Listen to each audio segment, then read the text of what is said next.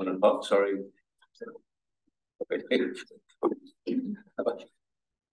Right, we've got no apologies. So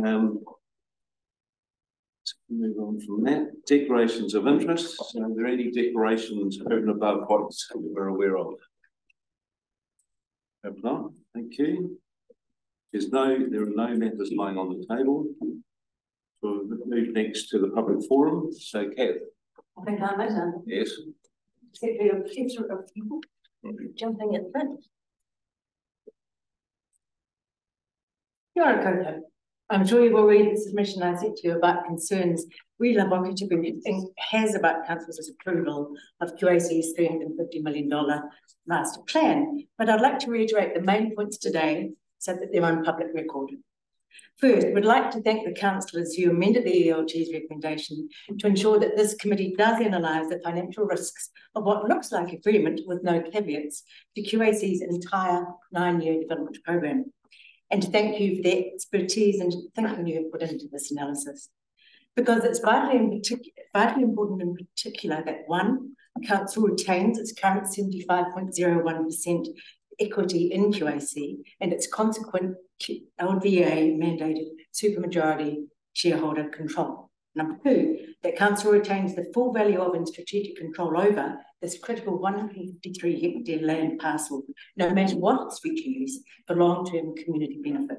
And three, that the promised ongoing dividend stream, which has already been factored into the LTP, is not put at risk by master plan debt.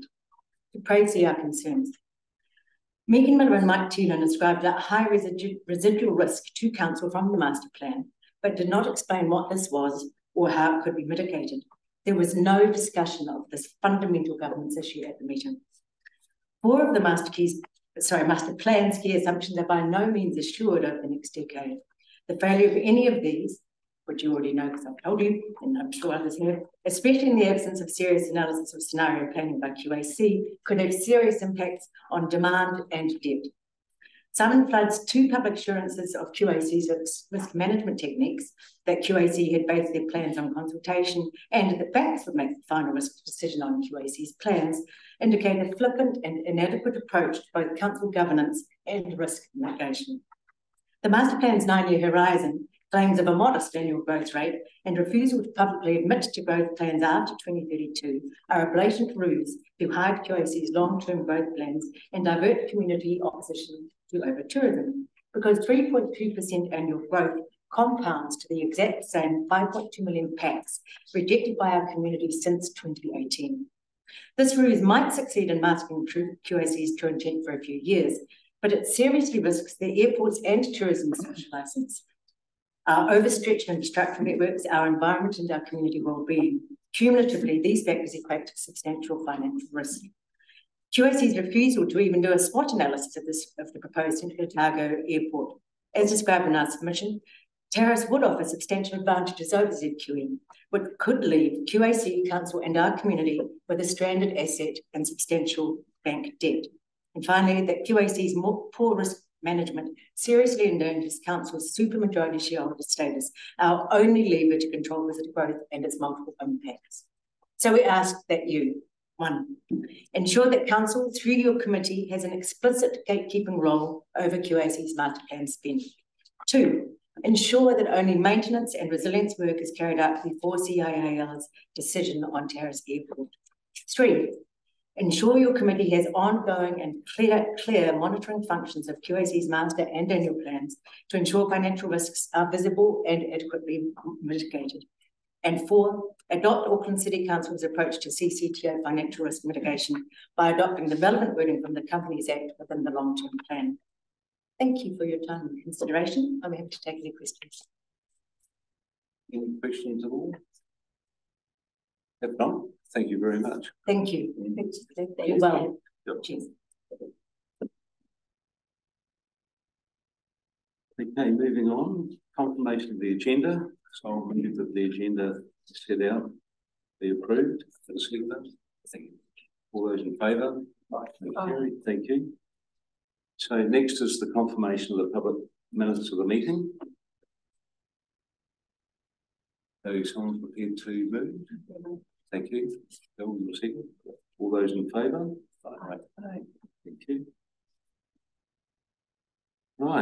next item is the risk and compliance update. So I'll ask Gareth to come forward.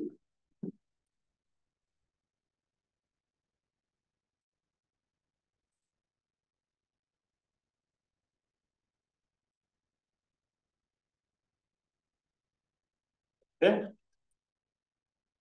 For you, if you're comfortable, I will give a brief summary of the content of the report. It follows a standard structure. Yes. I would also like to update you on a couple of things in the report, so if I can do that afterwards, I think that would be useful as well. Okay. So as per the standard report, this report is in 5 sections, A to E. Initially, we provide an update on our current status in terms of risk register. I'll move to a new dashboard, which is now live as reported at the last meeting, and any associated changes, so we'll provide some updates there. We also cover off some areas of risk context for the business, and there's a couple of examples there. Also happy to take some questions on those as necessary, Chair. In section D, we cover off in a reasonable amount of detail the summary of some risk assessments that we've done on our behalf by Aon. The purpose of those set out in that section is to give us some information in the development of our risk strategy for the purpose predominantly of our renewals for material damage in April next year. It's a great idea. So is that going to be extended to other? So you've looked at 6 of the sites. Is there plans to do more of them? So there's no plans currently for the April renewal. So we'll look at this on a year-by-year basis. We take the advice from Aon as those sites where furnishing additional information might affect our cover and also the premium we pay for the cover. So it's a risk-based analysis. We haven't had any other sites identified as risk. We ourselves identified Church Street car park. We thought it would be useful to do a risk assessment. The other 5 sites were identified by Aon. So simple answer, not at this stage, but yes, we'll review that every year. Yeah, so I think that would be helpful if that is reviewed and any other sites that may be appropriate to have a look at. The other one is obviously with the Christchurch experience, is once construction's finished, that it actually gets on an asset register, which we know that happens, but also insured. Yes, absolutely. And to that point, we're currently reviewing the provisions for how we do that. Yes. They're being updated. We do have processes in place. No reason to believe that they're ineffective, but we are going through the process of checking and updating. Right. Yeah. Well, thanks, Chief. Gareth, really nice report. So it's been clear. Some more technical questions than anything else. Under the compliance obligation register, can you clarify what situational obligation is? Practical examples. Yes, it's a really good question, and to be honest, myself and the lawyer did talk about how we explain that. So essentially, many obligations apply irrespective of the activities that QLDC are undertaking. So we have an obligation for various things. Fraud, for example, might be an example of that. In other cases, situational or contextual, I suppose, we have a power under a piece of legislation, such as processing of resource management consent. And in exercising that power, we have some obligations that we have to meet. So an example of that, a real example might be that if we have an application for resource consent in front of us, we have an obligation to process or, review that application to determine if it's complete within 10 working days. So it's triggered by an event. And connected to that, we have had to make the decision as to which of those are reasonably likely to happen with any given period of time, and that's predominantly 12 months, because that's the way we assess risks. It's not black and white in terms of how that decision has been made. So myself and the lawyer have determined what we think is appropriate, and that's resulted in us having 1,000 obligations recorded in the register. That's my second question. 1,000 is a lot. So how do you actually cost efficiently go through and determine the hierarchy? And once you've got your hierarchy, what do you report and what don't report? Have you thought through criteria and process, or that's still to come? No, again, a good question. And one of the things that I was going to clarify in this report is because of that number of obligations, we have made a decision at this point in time not to release that to managers for consideration, particularly in the run up to Christmas. It's a large number of obligations. We are taking it back to ELT in the new year, so paragraphs 20 and 25 in the report reference that we have circulated that, and that was our intent. We do need to give it some more consideration in terms of how we communicate that. What we're intending to do is very similar to our approach to risk, and that's to focus initially on the ones that have the highest implication from a non-compliance. So Wynne Williams have done some work in that regard to identify what the risk, I suppose, consequence of non-compliance is. Obviously, we have a duty to comply with all of them, but in terms of systems and processes, time and energy and effort, we're going to focus on those that have the biggest risk, you already said. Yep, thanks.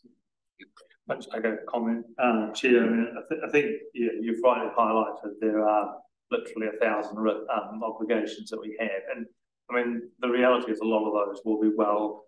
Hopefully we haven't got any ones that we're not aware of, but this is about systematising effectively our control and management of those, because officers on a day-to-day basis are managing those as best we can. Yep. Good. Yeah, I actually have some if that's okay. Yes. Sorry, long report. Just quickly on the insurance strategy, just wondering how far along is the development given that the renewals are happening in April? So we've done a lot of work today. So we have gone through and looked at all of our property assets and the decision making we make around those assets. So obviously we have various options available to us in terms of level of cover, which affects our premiums. We're also doing some work with Aon to understand the increasing cost of premiums, and we've already met with Chief Financial Officer Stuart to take them through some early recommendations. Not yet in a position to bring that here. We're still waiting for information. We still have those reports on the 6 facilities that are in draft as we state in the report. So we still have some work to do. I think we'll be in a reasonable position to put something in front of Stuart in February, March. And then obviously that will provide relevant decision making for a renewal process in April. Okay. That's great. So it's quite tight. Yeah. One of the issues around other parts of the country is the quantum of insurance. You just can't get it now, especially Wellington. So there's no hints at all down this way. I haven't. No, its asset values grow, and they've grown a lot in the last few years. That's placing stress on what's available. Yeah, and I think that question was asked last time we met Yes. of Aon, and we've certainly asked that question of Aon. So, yeah, that's an area-specific issue in the Wellington region. It's not Yes. something that they're seeing in the South Island. They don't anticipate that for QLDC. Obviously, every time we see our renewals, there is a change in our cover, and understanding that early and getting the advice from Aon is really useful for us. But no, in this case, not anticipating that will be the case for us. A lot of companies now are looking at captives, so that to increase the offshore participation. I'm not sure what your arrangements are. You probably have a large offshore component to the insurers. Yes, we do. Yeah, so London provides some of our insurance provisions. So Yes. Aon obviously are able to tap into that for us. And to Lloyd's. Yeah. Yes. So yes, absolutely. We tap into the markets that are made available to us through Aon. What we have here anecdotally is that a lot of that reinsurance is being able to be spread through multiple providers. Yes. So if you go back a few years, most of that cover was being provided by 1 or 2, but actually as that's got tighter and risk has increased, they're finding the need sector-wide to have a greater spread of reinsurance. Yeah. Thank you. Yeah. Sorry, I've got a few more. Is that all right? Yes, make them quick. Thank you. So, all right. So, okay, I can ask some of these behind the scenes, I guess. Yes. One of them was around just the number of policies and frameworks that you've got going, from risk policy, compliance framework, compliance policy, assurance framework, assurance policy, audit plan, and insurance strategy. Is there a risk that there is just so much time going into developing the framework and the plans, and that we're not actually able to deliver risk assessments adequately? At the moment, we're not finding that. So we've managed to get a reasonable amount of work done sitting with the business, as we say in the report. We've had workshops with all of the tier 3 managers with a few exceptions because of availability, but that's 30 odd risk workshops, really useful feedback from those sessions. We've now met with approximately 20 tier 3 managers, and I think that's 27. So we've gone through each of those risks. We've discussed treatment plans and we've implemented additional controls. The policies in themselves all hang off each other, so they're connected. The risk management policy, obviously, compliance framework sits under that. We follow a risk management approach. It's a lot of work, but I think our forward programme is realistic in terms of our ability to meet that. So will they all be finished at the end of June 24? Is that what the report sort of indicated, or is that just... So the update to the risk management policy, that's scheduled to occur then. We have 2 other frameworks, so the compliance management policy is a little bit later than that, and the insurance policy again is December, I think. Do you think we could get a time frame for the completion of all of those pieces of work? Just to, that would be I'm great. happy to provide you a summary. It is summarised in the report, but I'm happy to put it in sort of by you, Chair, if you're comfortable. I'm happy to summarise those much more clearly next time or before that, if you'd like to. That would be great. And look, my final question is just around the QAC master plan assessment, which we're obviously considering later, but in terms of the risk framework and the adequacy of that and what it triggers us to consider and report to councillors and the different types of risks on there. I'm just concerned that it took a lot of work to get that assessment done, and it may not have been done if politically, enough councillors had said no.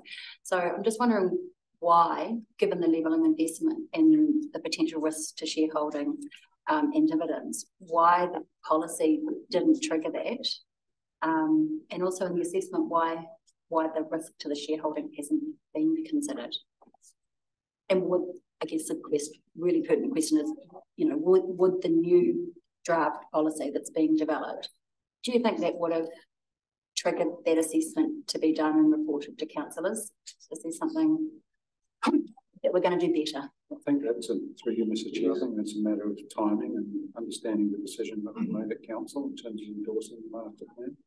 There hasn't been any agreement around moving that forward into the next stage.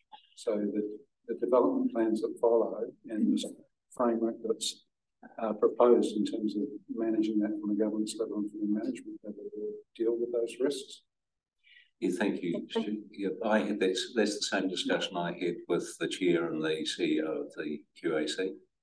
It's just that it's not advanced enough yet, Nikki. The only issue I have with that is that the point at which it comes to the decision makers who represent the community, at that point, despite the high risk, significant risk level that was indicated, there was zero reporting of risk to the decision makers. So there was the potential to say, no, that's too significant at that point. But once it's gone past, then it sets in train a number of events. And so what is the value of the governance role? What is the value of the councillors who represent the community? And how do we make sure that they have sufficient information?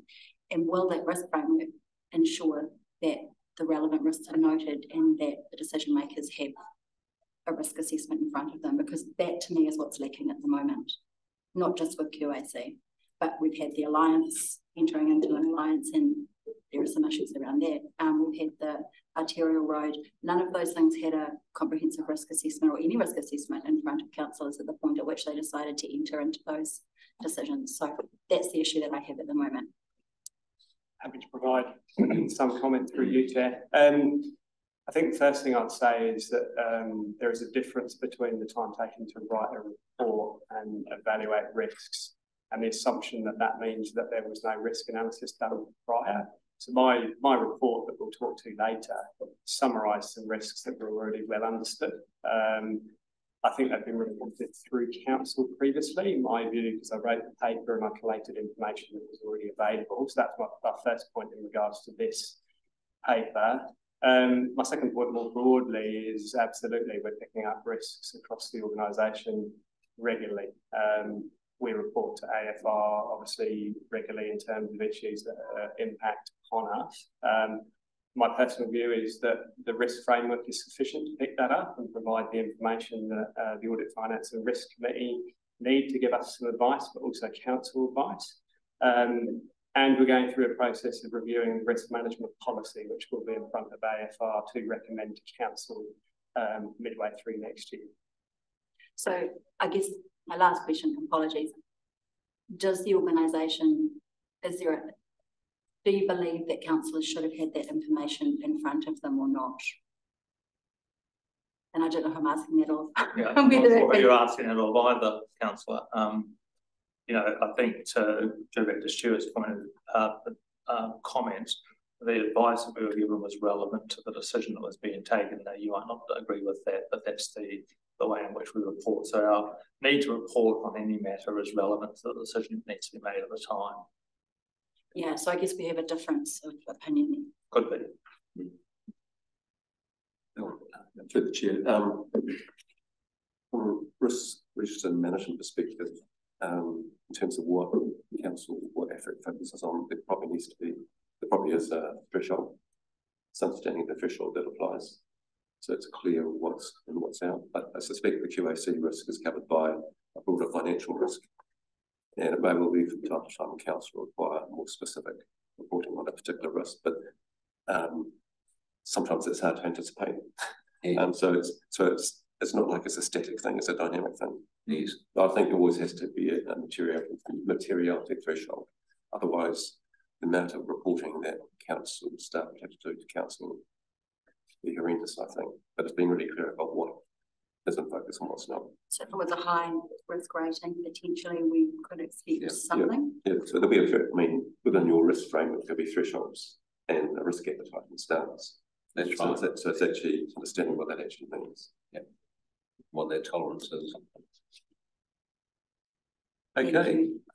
Any other questions? I'll have a mover for the note in the paper. Bill. Get a seconder, Pete. All those in favour? Aye. Kerry. Thank you, Gary. Thank you. Betty, sense of expenditure.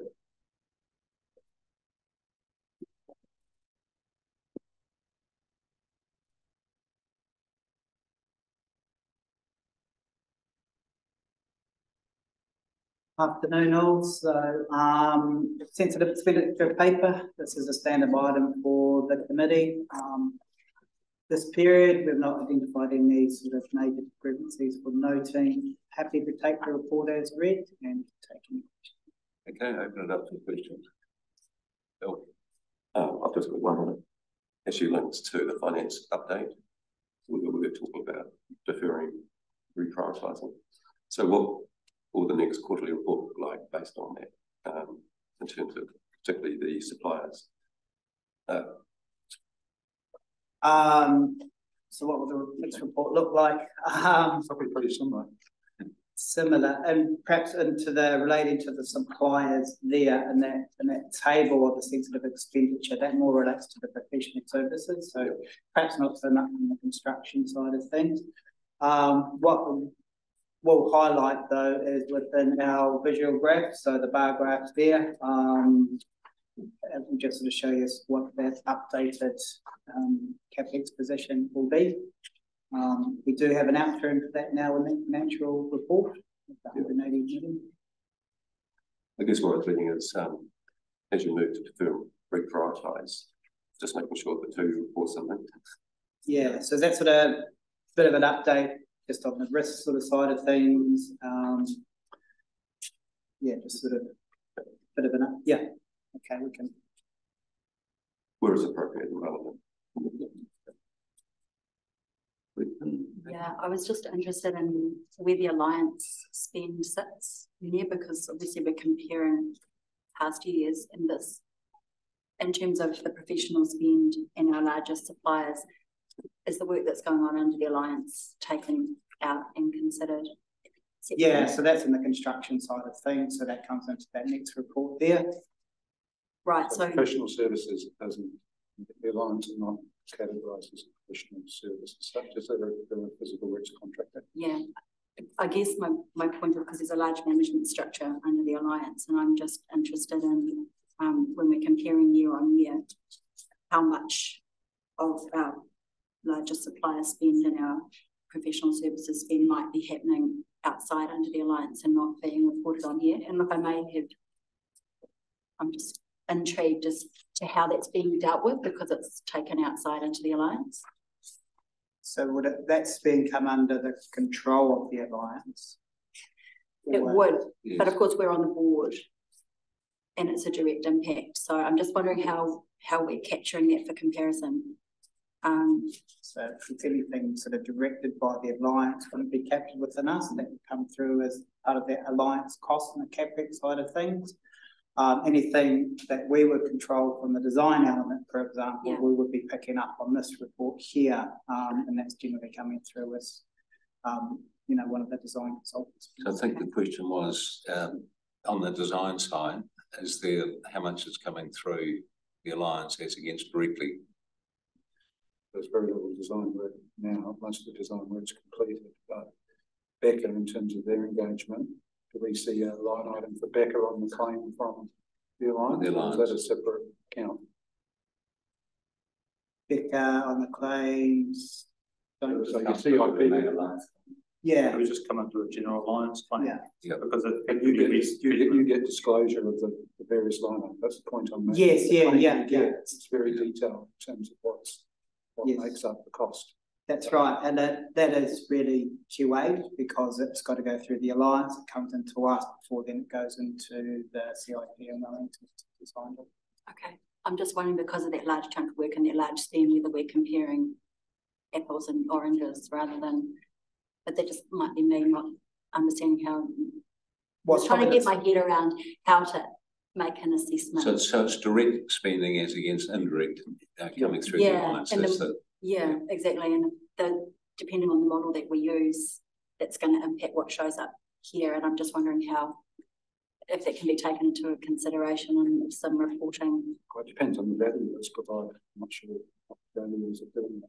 We want to know how much professional services are tied up in a piece of work that the alliance does. You can answer that question. Well, I think I don't want them to start doing all the work. No, I just think it's valid because we've got large overruns and continuing overruns, and I'd like to understand. So you want to pick that up in this No, that's the point. Thank you. The other question was just around the smaller purchase orders, so anything under 10K. And I know our procurement policy, so the policy or the guidelines does direct that we're going to be doing reporting on that. But it's still not very sophisticated reporting, and I just, from the way it was worded, I wasn't sure whether there were any suppliers that had combined purchase orders over 10K or not. I think I sent that question through to Stu. I think Patty's done some initial work. Yeah, so just for the rest of the committee, Nick is referring to paragraph 11 there. So we do report on the purchase orders. There is suppliers in there where they'll have multiple purchase orders in there that would make up, combine them, they will be more than 10K, but the important thing to note is within the purchase order, it's for that work instruction. So they could be doing some other work as well. So I guess my point was that the 530 or odd suppliers that had combined purchase orders under 10K were reported, but there was no reporting on the number of suppliers who had combined purchase orders of over 10K. And I thought it was interesting because it's only one quarter, so it's within 3 months. There's an unknown number of suppliers who have combined purchase orders of over 10K, and I think that's what we need to be understanding. Yeah, I wouldn't say unknown, we haven't reported there, but we can provide a report on that to provide that summary. It is just worth noting it's combining those purchase orders, so they'll all be under 10K, but with one supplier, the total spend would be over.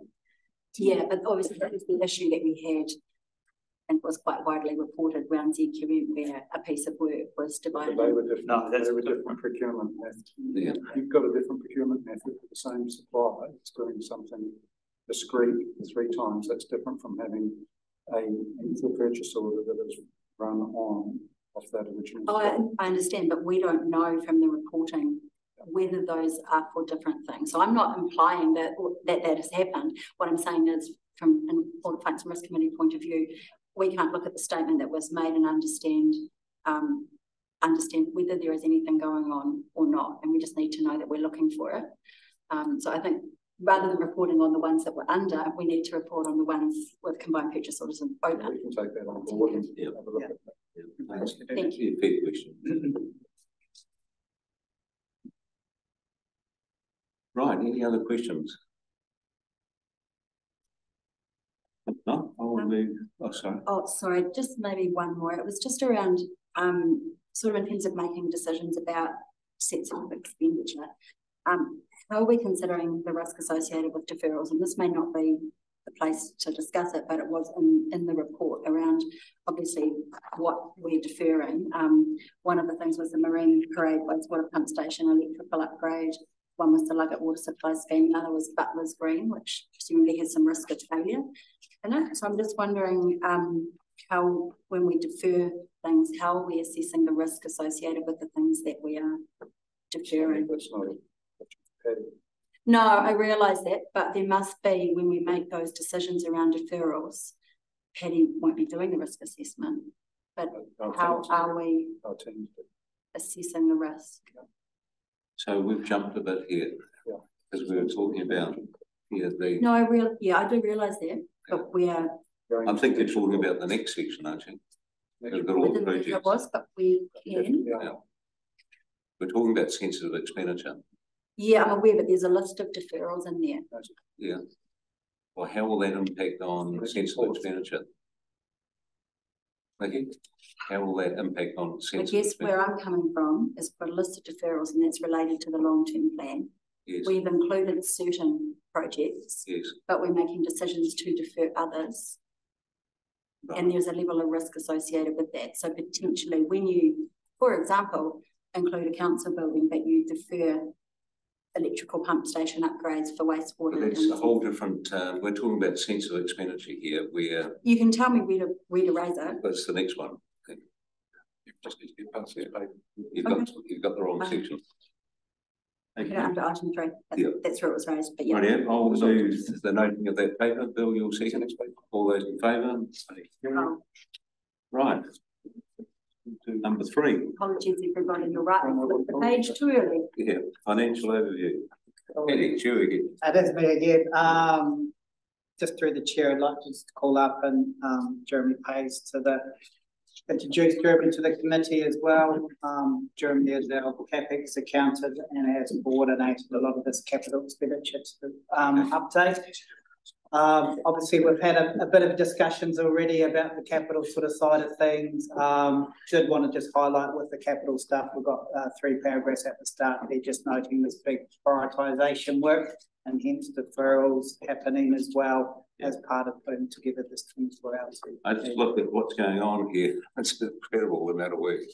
Yeah, well, and that was probably the last insight from the CapEx side of things, as we're still expecting, even with these deferrals and reprioritisation, at this stage, a forecast of 180 million for this year.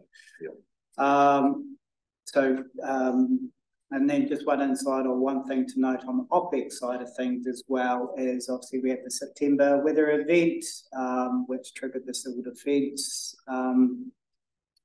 activation. Through that, we've got an accrual cost within that first quarter of 1.7 of expected costs to come through from that. So once we remove that from that net OPEX position, we are 400k available to budget. We haven't booked any recoverable expenses, and there may well be some that we can recover. So insurance, from other parties here, but the previous contractor, good luck. Is it the total cost of cleanup and all construction and all that sort of 1.7, isn't it? Across the district. So there may be some roading subsidy we can claim. Oh, roading, yeah.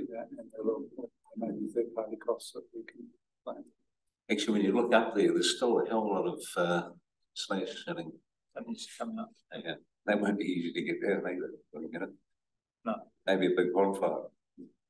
It's not going to be easy, bro. So obviously Skyline have a new contractor and up there. And I think the other point is that the amount of damage done falls below our ability to reclaim anything from the entry sort of fence. Yeah, understood.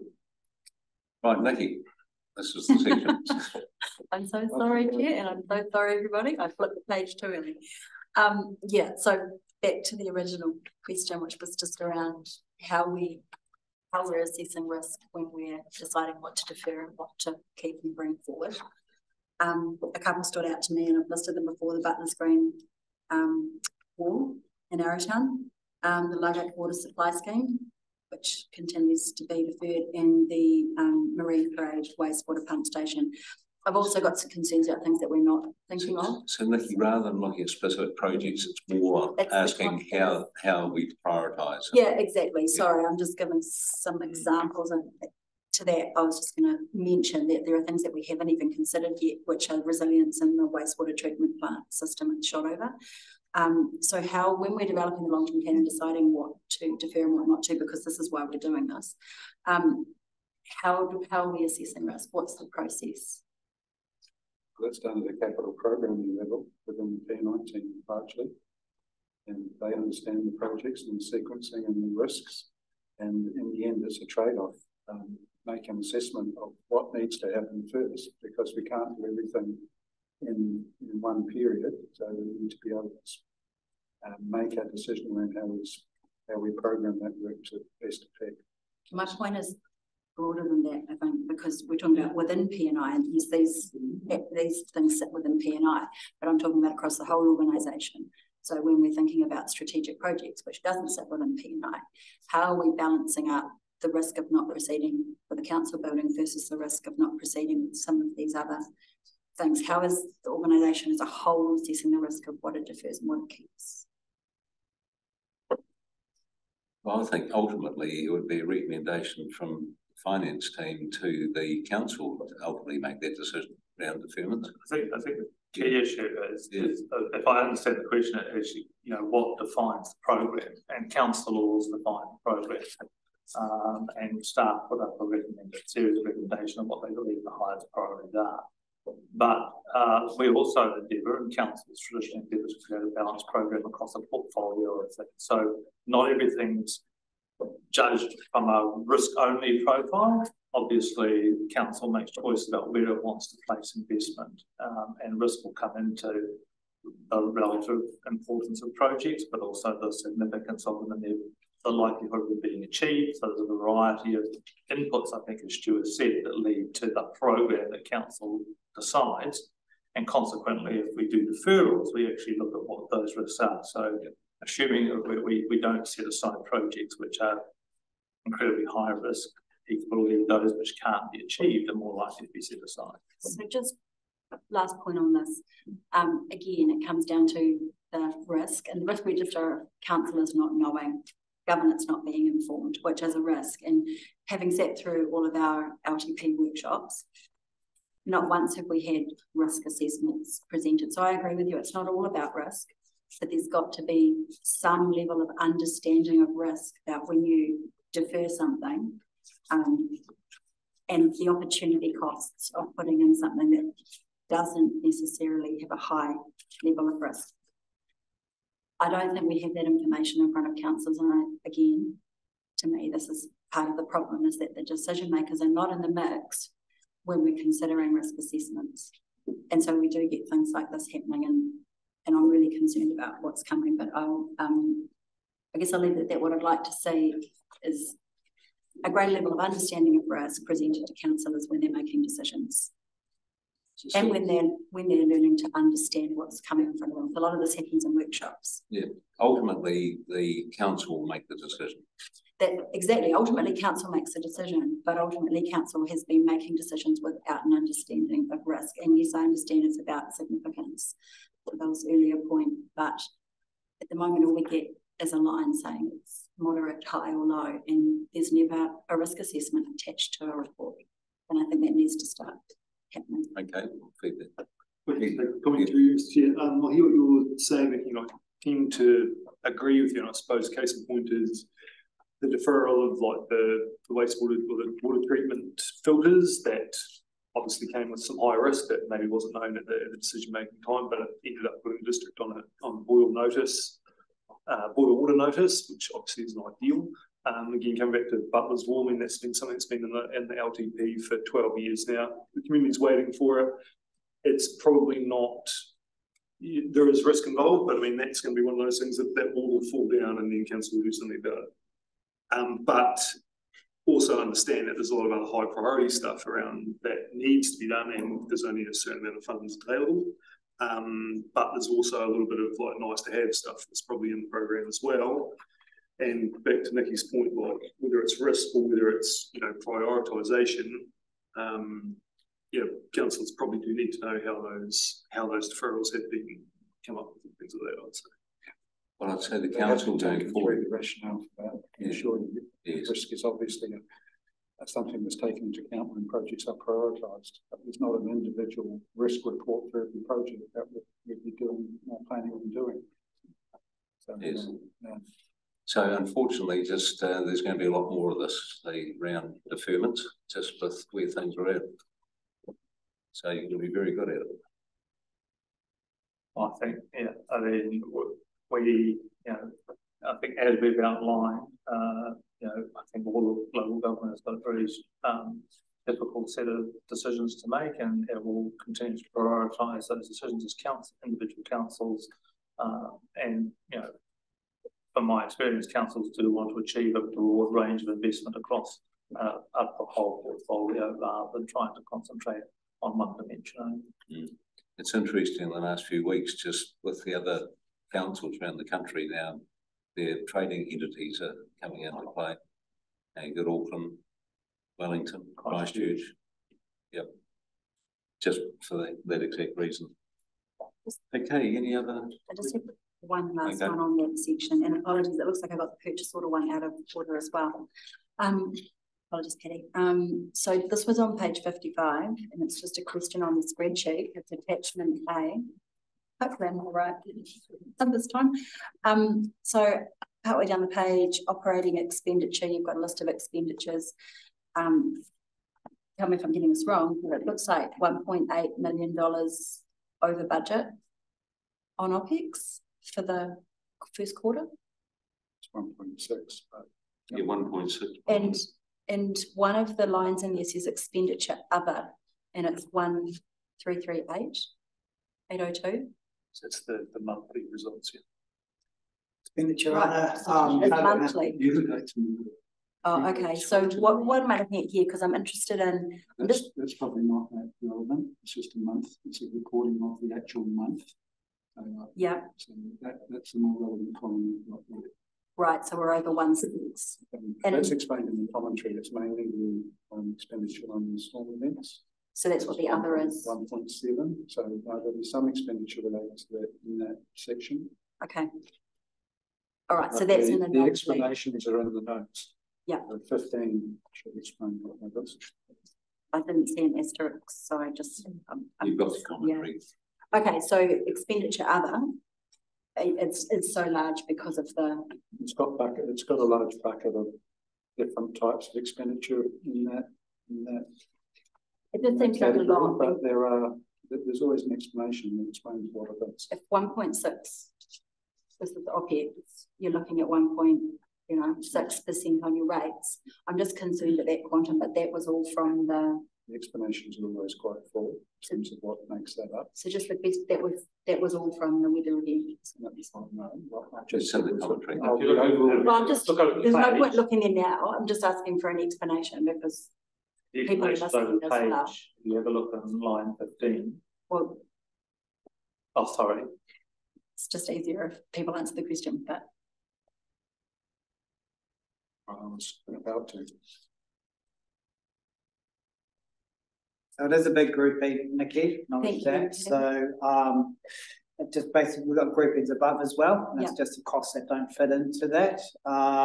So there is a variance there. We've got a slight overspend there of $500,000. So 1.7 is to do with the weather event. We've got some offsets with timing of spend in particular with the district plan and the hearing costs and the commissioner costs as well. So. Okay, I'm just obviously concerned about increases in OPEX costs that large in such a short time frame. Yeah. Yep. Yeah. So it's just the fact that that's not a line item and it goes into other, or. Well, I was concerned about what other was, but also with the quantum of that increase. We captured all of the civil defence related costs in civil defence, which is under other. normally there aren't any. Yeah, It's all. that's all I wanted clarification on. Thank you. So, Nikki, your move, the note the other? Oh, sorry, Bill. I just want to note that I agree with Councillor Lane's question around the assessment framework for the reduction. But I think the positive thing is the committee for a long period of time have been saying there's a need to reprioritise, defer. So it's really positive to see it happening. And then when I was looking at the table attachment B, I thought that was the reconciliation table, but I haven't been able to reconcile it. So in terms of answering the councillor's question, if there was a version of attachment B, because at the moment it shows the projected spend plus carry forward equals total spend. In the paper, we've got a green bar which shows it coming down. I couldn't actually reconcile it in attachment B. There's a little timing difference, Bill, at the moment, because we've got a council paper that's going to the meeting on the 14th, which actually confirms that adjustment. Yeah. So that's not quite happened yet. So when it does, we'll add your piece to the ground. I guess what I was heading is if you had this table with the reduction in it, then it's much clearer for us to know what decisions I apologise for the timing. And then that begs the question, have you thought about any of the consequential side effects of deferral? Yes, well, that is, yes. So the substantive paper in terms of deferral goes to the council meeting on the 14th. It's 2 days time. Yeah, so there's quite a detailed paper that explains all the projects and why they're moving. Okay, Nikki's move. We've got a seconder. All those in favour? Right. Carried. Moving to health and safety. Thank you. Thank you, Jeremy. Thank you. Thanks, guys. Thank you, Jeremy. We'll work on the balance sheet next time, Jeremy.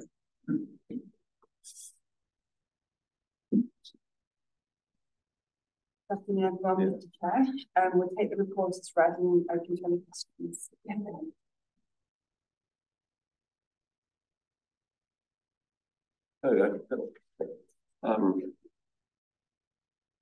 The key question for me is council's obviously under a lot of pressure, as always. This whereabouts are we at with attrition and vacancy layers? Because obviously that has an impact on health and wellbeing and mental stress. For the chair, so we're tracking well with our recruitment, and we have seen a slight uplift in the market, which is good. So we're progressing well with our recruitment. I mean, in terms of the gap in terms of FTEs, I think last year seeing a number in terms of the number of vacancies, and literally in terms of numerical vacancies for the county. So we have at the moment around 26 vacancies that we're actively recruiting for. So that is obviously an uplift, but we're managing recruitment well. And are they concentrated in a particular area, or are they spread across the council? They're generally the hard to fill roles, so technical, whether it's an engineer, planner, so generally those hard to fill roles. So it's just the common complaint right through the country. Yeah. Correct. Yes. So just to that point, just on with the Three Waters doing what it's doing, and potentially we've lost some people along the way and not been as concerned because maybe we thought, and tell me if I'm wrong, because we thought we were moving to an entity model, trying to get people back in with Three Waters presumably coming back in. And how much of an issue is that, and how are we? Is there any specific plan to work on that section of the business? Through the chair, thank you for the question, Nikki. So obviously it's paused at the moment with the water reform. So we're managing the water reform as best we can with the information that we have.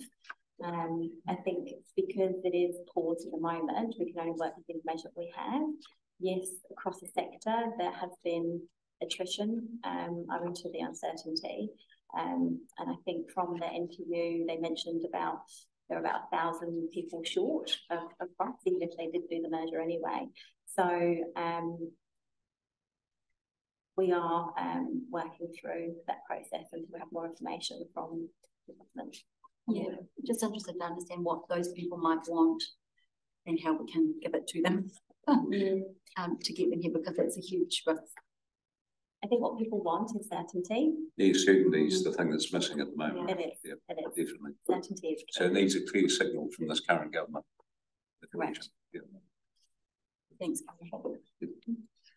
Thank you, through the chair.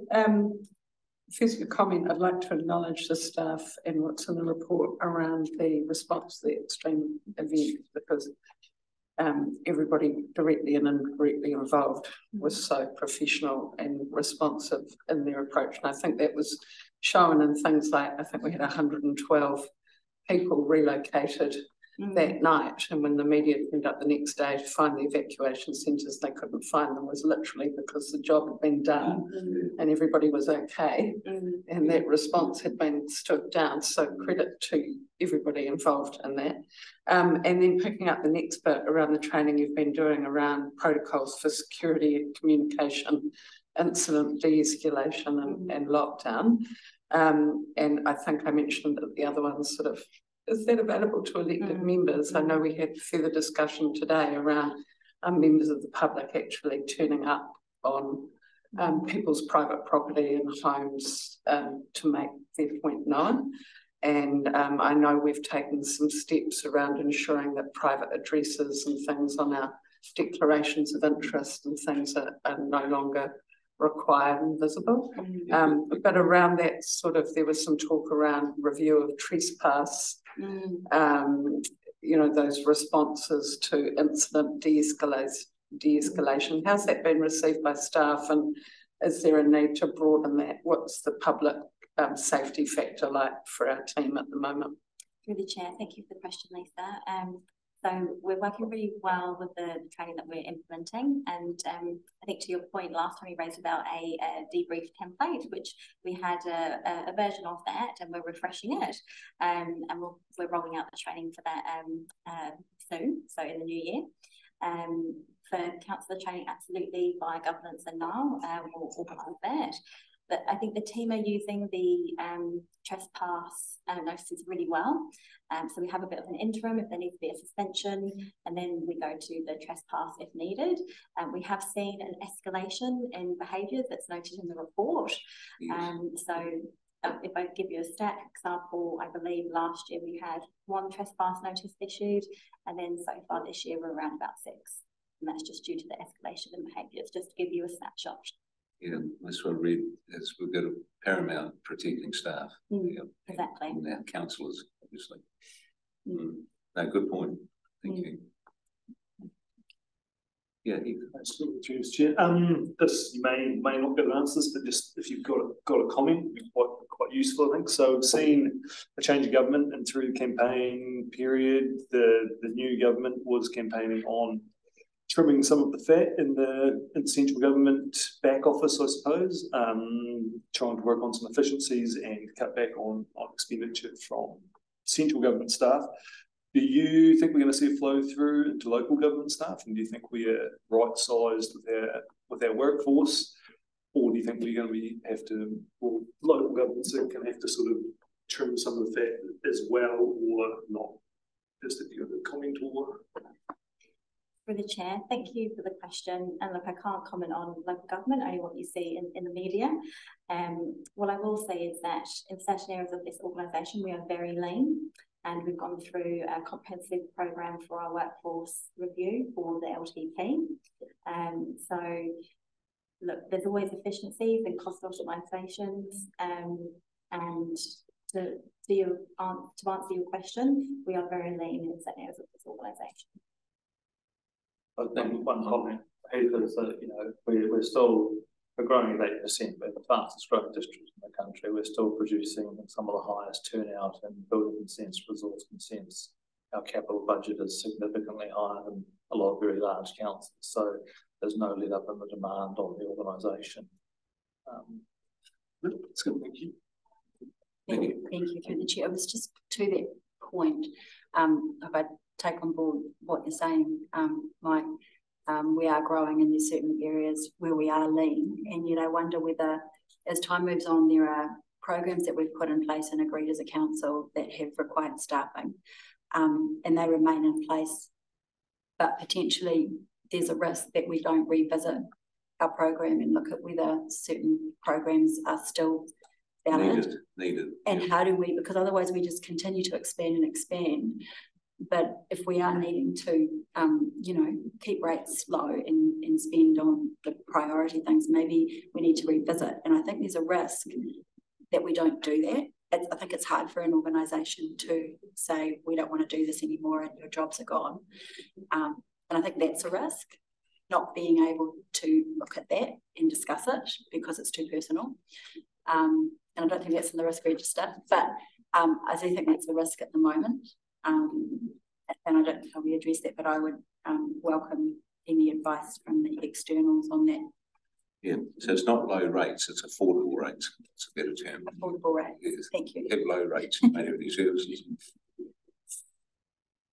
Yeah, thank you, Mr. through the chair. And one other question around the contractor incident, where the contractor identified that the incident was due to the incumbent not being experienced operating in that kind of environment on the tools, I suppose. I'm looking at whether we have assurance around that transferability of skill assessment with our contractors, and particularly we will have seen a rebuild of capacity in skilled and technical areas with people not used to our environments, particularly seasonality. So do we have any types of checks and measures back on our contractors that these operating environments, whether they're seasonally impacted or, as we said here, operating in congested tight sites with uneven services and gradients, or unfamiliarity with a specific piece of plant or equipment? Is there skill matrix check-offs around specific types of machinery and conditions that we check up on? Through the chair, thank you for the question, Lisa. So as mentioned previously, we have the contractor management system rollout. So correct, through the health and safety management plans, SSSPs and task analysis, that is covered. That particular incident that you've mentioned, that site was very challenging operating conditions and weather as well involved.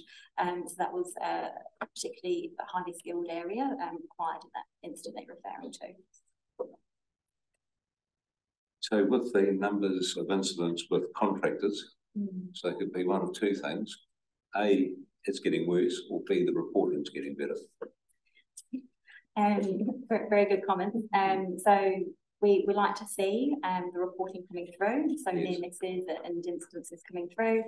The note on the report, sometimes when there's a new work front, contracts starting, contracts finishing, you do see an increase in incidents happening, and I take it very positive that we are seeing the reports coming through. Exactly.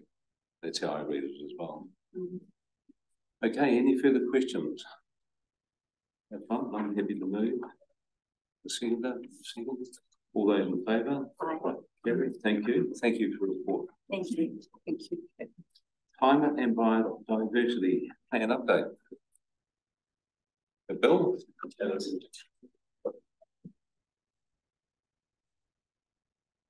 Kirsty.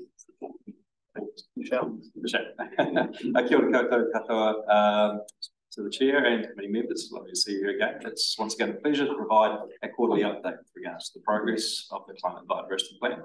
So this is a bit of a Christmas update for you all. It provides a snapshot on progress against some of the key actions that we are working on. There are two attachments that's been provided to the plan. One is the emissions reduction plan that's been recently undertaken with Scope 1 and 2 emissions with Council. And the second attachment is a report from one of our partner local organisations, Link Up Clutha, who have undertaken a shuttle trial in the Wanaka and Upper Clutha area. So happy to take the report as read. It was a long report, the shuttle one. Yeah, it's a well circulated report, but a lot of effort has gone into it. So happy to circulate it once. Happy to open the floor to questions. Okay. The floor is open. Start, I'll kick it off. Thank you. So look, thanks. It was a great report, and it's really good to see that LPG heating being addressed. That's a winner. And all the, I guess all the grassroots stuff that we're doing. I think that's it's really positive, because I think that's where the changes are going to come from, hopefully. I'm interested in the point 3. And the 7 actions complete, and one of the actions completed is the embedding of climate mitigation, adaptation, waste minimisation, and Indigenous biodiversity protection into the planning and development policy work program. Could you explain that a bit more? What's been done? And Good Chair, thank you for the question, Councillor. This reflects the work that's been undertaken internally with our planning policy colleagues. So within the team, I guess the body of work has been undertaken to look at the key gateway points that the policy planning team utilise for assessing both the mitigation, adaptation and biodiversity considerations. So checkpoints have been put into their processes that relate to areas that need to be considered. And so the completion, I guess, of those checklists is a mandatory requirement. So that's where the embedding of some of those considerations into that delivery work program has come from. So that would be relevant to resource consents and relevant to policy. More into the planning policy space with regards to, I guess, the activities they undertake. Yeah. I will admit it's not my area of speciality, but in working with the Allison's team over a period of time, we've looked at those checkpoints, waypoints. They have self-developed some of those checklists to ensure that, I guess, they are undertaken and confirmed off as they complete each of their planning policy. So I guess rather than developing a sort of a climate change plan, yeah, no, that would be a different scope of work. It would be going every time a plan change piece of work or a review comes to us, they will be embedding it over time. Is there a method to track that? We can look at the completion, I guess, of the checklist as those pieces of work go through. I'll be clear that this is just one single element of it. It's a broader culture change program within council. So we have some kind of broader activities and packaging it under what we call Project TIO, which reflects the environment and embedding that into council's decision-making process. So what we see there is one of those internal, I guess, areas of focus that will be laid up across a whole number of work streams that relate into embedding the decision-making into council activity. Yeah. So there's a little bit, I guess, a broad response, and I can't provide the specifics of those checklists that have been created, but I'm happy to follow that. No, that's great. I can follow it up afterwards. Just a note that when we did recently just a risk assessment of the QAC master plan, just thought I'd flag that we did consider the risk of loss of economic prosperity, and but the risks around climate weren't part of that. So I just wanted to flag that up, because at some point we're going to have to start feeding climate risk into our assessments, and I'm not sure if we're quite there yet. The last point is just around the climate reference group, and I've been banging on about councillors not being in the know all day. I'm just on that. It would be really useful, I think, with big decisions being made around the LTP and expenditure, for the councillors to have not just a growing understanding of risk generally, but of climate risk and where climate should fit into their decision making. So I think it would be really useful to evidence terms of reference sort of be linked to the full council, to get that happening sooner rather than later would be great. All right. To the chair, I'll respond, I guess, to this point from one. Yeah, absolutely. Just on climate risk disclosure, I think, yes, I just want to acknowledge that that is an area that we are conscious of, and we're looking to kind of embed the capability and understanding of it. So from a TCD perspective, I think at the moment, we don't meet that quite threshold, but we are preparing, I guess, for that to be a key focus area for us going forward. With regards to the climate reference group, yes, I think we've had some wonderful interactions with since Leslie Van Gelder has stepped into the chairperson role. We've had opportunities for the group to kind of reflect on their work program, their purpose, how they wish to work together, and certainly the question of how they interface with councillors has been raised. I'm happy to pass to Michelle in terms of any thoughts in regards to the mechanism by which we look to undertake that. Through you, Mr. Chair. A bit of a timing situation. the Diversity Climate Reference Group. The process to put in place the independent chair took a couple of months. They've recently formed, I think their first meeting was in September. They've had another meeting. They are convening regularly, and they're really keen to engage with council in a very positive, purely advisory kind of a capacity. So I think we will see a quite steady end with regards to that work, but they're still shaping that up from their side. They're doing some forming as a team at the moment. And I think in the new year, we'll start to hear a little bit more about what they think that can look like, because we would be keen for this not to be a situation whereby they are waiting for a draft plan to drop and then they give us a submission. That's not the way in which they want to work with the council. Yeah, that would be my point, is just around timing. Really important. We're making decisions and, you know, things come too late. Yeah. Yes. It's regrettable. Yeah. Thank you. And just thank you for that report. I still need to get my head around the details of the energy stuff in there and some of those recommendations. If you have anything that you want to offer up about what are the key learnings from that report that you'd like us to take, feel free. I've got some more work to do on it. No, that's through the chair, just in response to that, we appreciate just the volume of information that does get provided. The emissions reduction plan was a committed action within the CBP.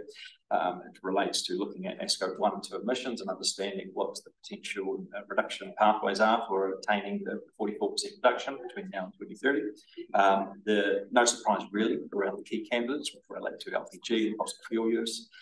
So the considerations around those investment opportunities are now being fed into LTP.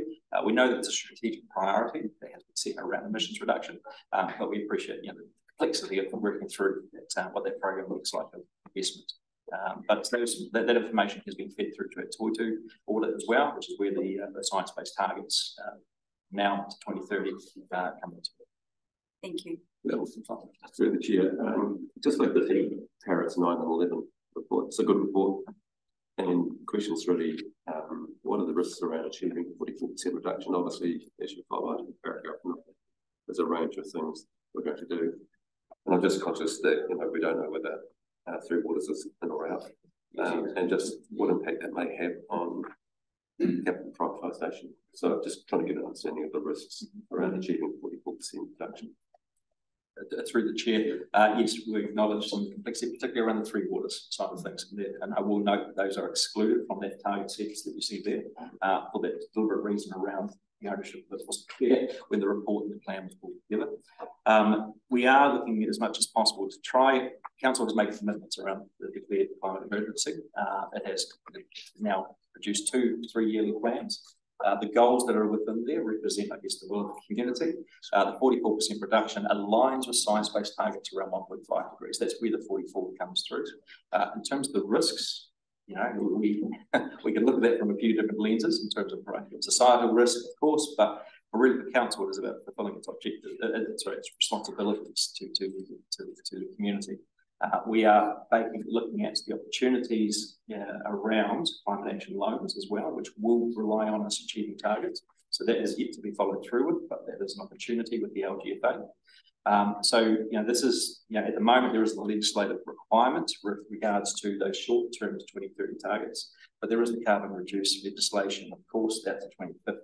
So in terms of risks around achieving targets, it's a little bit of a moving feast. We're not subject to, for example, the nationally determined contributions in terms of financial losses, but, you know, there is a commitment that's needed to meet the 2030 targets with the long-term view around 2050, which is when, you know, there is a requirement on everyone to meet the goal. I'm sure to hope that out. Just one caution on the emissions reduction. You talk about battery EVs. So the caution around that, all batteries are bad. There are better ones than others, just with the materials in them. So can you take that into account when you're making future purchases? Yeah. Because you may comply on scope 1 and 2, but be horribly out of balance on scope 3. Yeah. Maybe one more through the chair. Yep. Just it's more 30 seconds. Yes, very quickly. Is there a point at which we start doing a budget on carbon and start as councillors looking at deferrals based on carbon, not just finances? If we're I can take a punt with that, carefully to my left and right. look, I think through the chair, so this is really the work around embodied carbon. What you're referring to? Yeah. Yeah. So embodied carbon is a really interesting space. It's moving very quickly. The first step of your journey is obviously to be aware of what you're committing to, and so council's taken some very good steps in regards to the report that was, I think, it was presented at the last meeting from Mott McDonald and the workshops that went with it as well. So we are in a position where we have the tools and we're building the capability around understanding what the embodied carbon commitments are from what we commit to in our capital investment program. It is a challenging space because when you look at it, you can't just put one lens across a lot of our infrastructure. A lot of our infrastructure is there to enable community benefits, well-being, also sometimes to enable emissions reduction outcomes. So it's a complicated space, but I do have confidence on where this council is at in regards to its journey. We are looking at, based on the knowledge that we have and the tools we have around how we look at presenting information, I guess, through the LTP. But at the moment, as a decision-making tool, in terms of this is out there, I think it's just one of many areas of consideration that go into that capital investment decision-making process. I think as well, Mr. Chair. I think as well, if you'd have asked that question a year ago under the former government, we'd have been far more convinced that, well, it was going to have to happen. Whereas it may not be mandated to the same extent. However, I think we've taken all the steps in the right direction to be able to make some really sensible assessments around both embodied and emissions related carbon as we go forward, and Project IO and all of the various layers of decision making that need to happen, and the information provided at those stages will to some degree need to reflect that in a digestible, manageable format for our decision makers. Yeah, just again, it'd be really good to see that reported to councillors through the LTP steering group. Thank you, through the chair. I've got a question re the community shuttle experience, and fantastic to see the trials rolling up on that. My question is around next steps. I suppose I'm picking it up from the competition piece around where we take our PT conversation across the district, and I picked up on Mayor Cadogan coming to speak to us around the future of local government work and talking around the piece of joining the conversation between both our districts and ORC in that transportation piece because of the significance of QLDC's relationship with ourselves. Is that a piece of work that we can work across councils with? I suppose I'm looking at the data we're seeing around the use of our Upper Clutha residents around the Dunstan Hospital, how much our shared workforces move between each other. And a lot of the feedback in that trial was around that the trial wasn't really structured around our workforce or our real needs-based transport, like airport shuttles or hospital shuttles or elderly transport systems. So great things about those trials is that they happen, but then they kind of stop and the community goes, well, what next? So that's my question, like what next? Can we broaden across other collaborative and co-opetition pieces? And I suppose I pick up on that food piece you did, how great that was, and bringing together that ecosystem of all those little community associations and volunteer organisations that we see in these clusters. It was a great way where we gathered everybody up under food. How are we gathering everybody up under transport? Thank you. Through the chair, thank you. Yes, no, I might just sort of comment, because I think going to I won't touch on the food resilience, I'll touch on transport. I think the impact of the trial that was undertaken that hasn't been lost on particularly the ORC, and they're obviously going through their public transport business case. So I think we would expect to see some movement in that space. Certainly, I think that the connections at the political level with the ORC are between sort of CODC, QLDC, sort of Upper Clutha or Pacific Link as well understood. I think there are some real, obviously, fiscal challenges for managing a system which has large gaps between the nodal points in it. I think that's always been the barrier there, but again, I think the impact of both the trial and the ongoing, I suppose, interest by both QLDC and CODC, I think will bear some fruit with ORC in the next forthcoming months. If I may as well just also add to that, obviously our spatial plans that currently stands is now developed in partnership with the ORC. So the future development strategy, spatial plan Gen 2, will be developed in lockstep. And it's always had a very soft boundary with QLDC and flows in, and particularly through Cromwell and out to Alex. So I think this will come under further scrutiny within the context of the FDS development over the next 6 months or so. But also worth noting that we're encouraging health to come to the table for that work as well, to be part of the partnership, so we can understand those flows and how those different points intersect in the work as well. Yeah, very much front of mind from a strategic growth perspective. Okay. Any further questions? If not, can I move it for noting the paper, Phil and Nikki? Second, all those in favour? Right. Thank you very much. Great, thank you. Excuse me. Paul. And just while Paul's getting ready, I overlooked the fact that Councillor Cox is not for a question. I'd like to move to get a second for that. Thank you.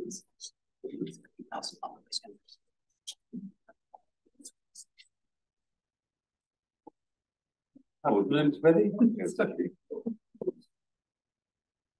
We have the regular Lakeview update program.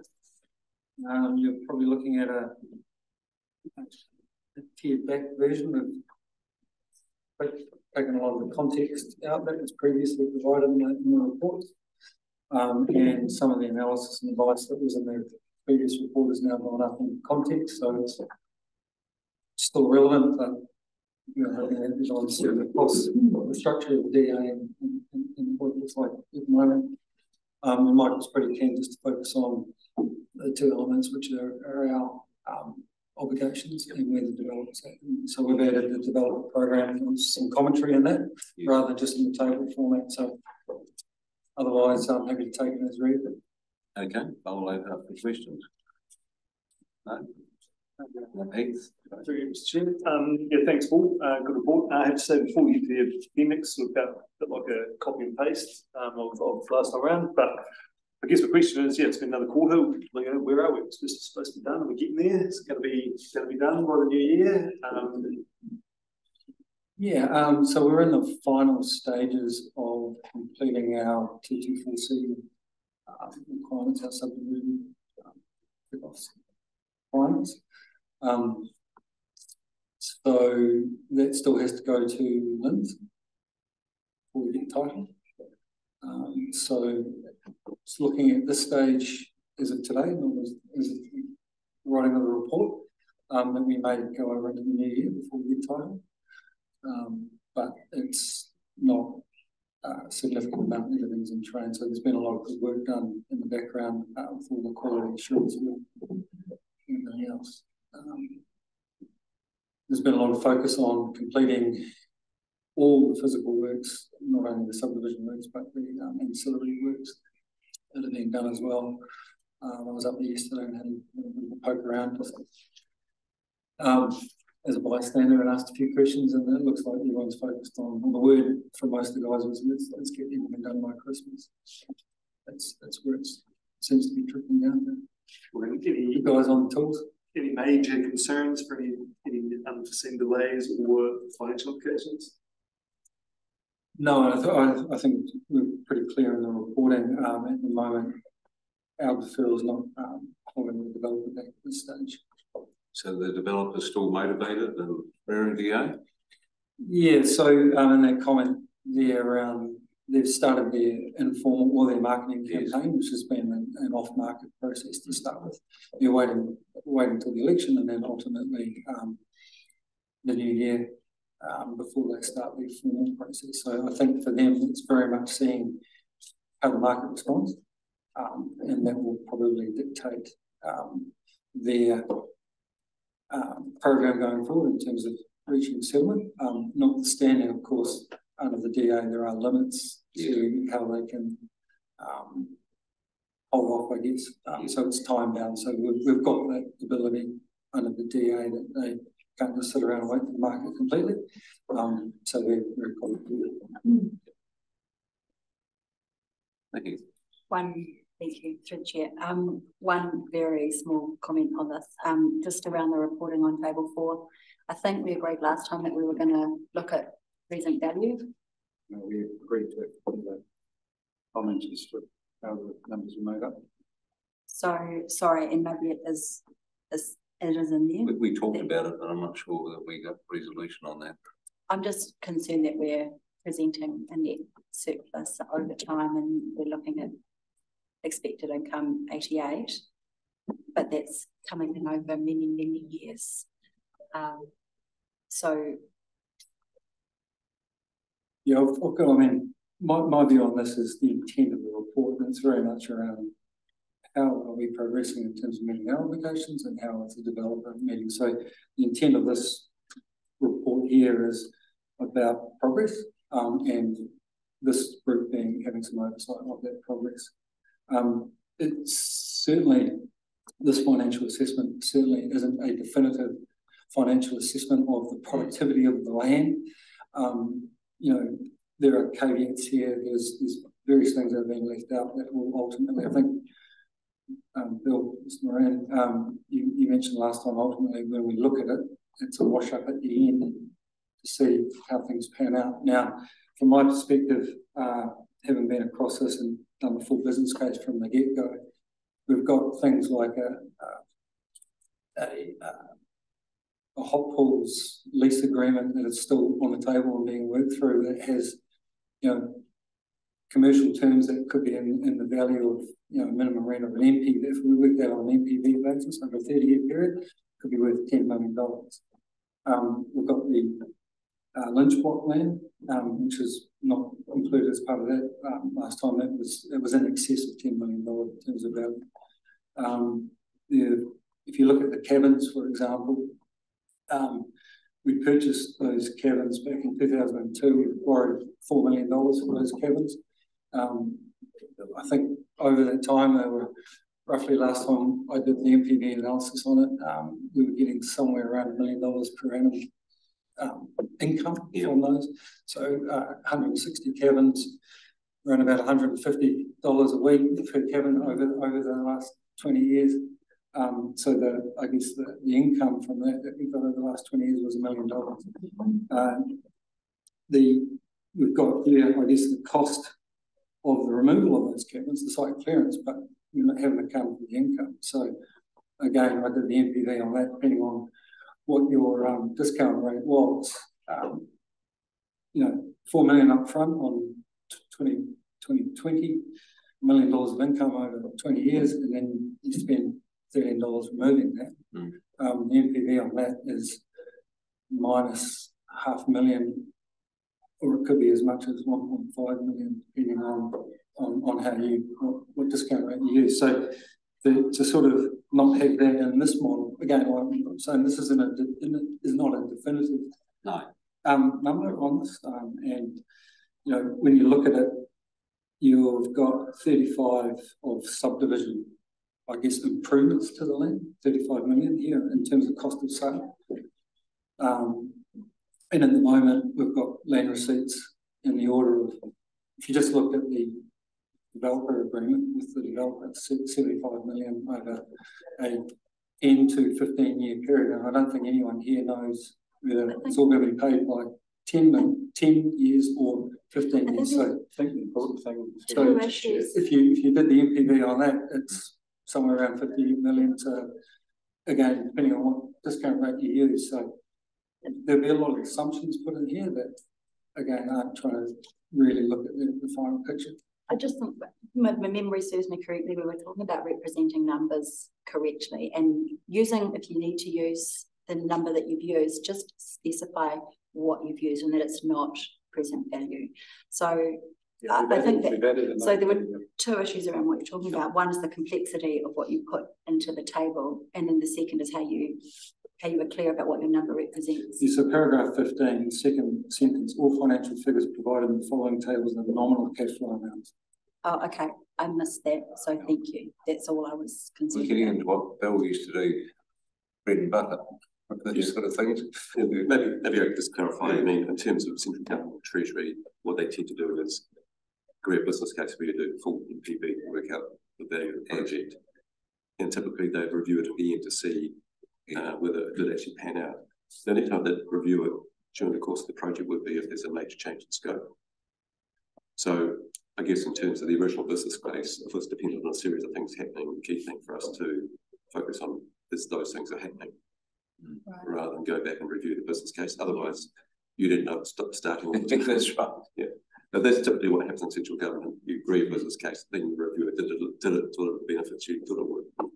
Yes. And ultimately, and you know, as you work through the project, you'll, if there's any discrepancy, I guess, in the land value, we've got the super profit payment, which would, I guess, adjust for any imbalance in the feasibility model on what the developers are looking to pay us for the land. And then, so until that's fleshed out, it's very difficult to sort of say, oh, hey, it's unprofitable or it is or not. I mean, we will know ultimately when we get to the end of it, the return on that investment based on the final wash up. At the moment, I think we'll be putting a lot of assumptions out there. The idea of using these numbers is these are known numbers, I guess, and that's what we're dealing with. And yeah, that's what we're doing. I could send you the business case PV analysis, MPV analysis if you would like. That'll take me back about 30 years of my career. Yeah. and you're right, at that time we were looking at do we make this a predominantly residential subdivision? Do we just status quo? Do we make it with a convention centre back then? Do we do it? So there was three options that we did an MPV analysis on based on all the potential cash flows of the site, including, you know, the campground that was up there and the revenue release analysis. As I say, you don't go back and review it if the scope has changed. Like if you took something out significant, then you review it. Typically, you review at the end. Yeah. Any further questions? Okay. I'm happy to move for the second. Yeah, Heath, all those in favour? Right, next is exclusion. So I'll move that the public be excluded for the second. Thank you. Bill, all those in favour? Aye. There's